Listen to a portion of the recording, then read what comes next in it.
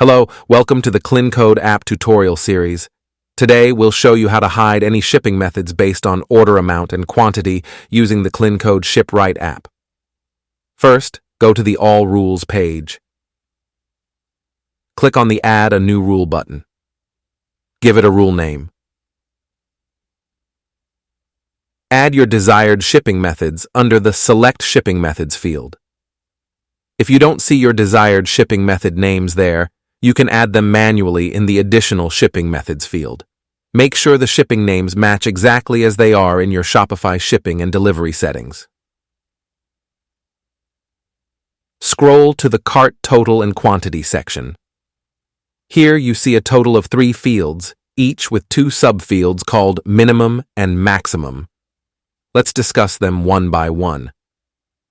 The cart subtotal field represents the subtotal value of an order on the checkout page.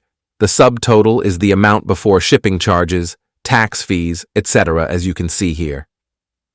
The cart total field represents the total order value on the checkout page, including everything like shipping charges, tax fees, etc. The cart quantity field represents the total quantity of items in the order. For example, in this order, we have 1 plus 4, making a total of 5 items. Now let me explain the minimum and maximum subfields.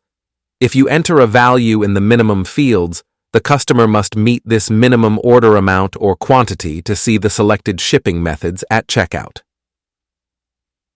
Similarly, if you enter a value in the maximum fields, the selected shipping methods will be hidden at checkout if your customers exceed these maximum set limits.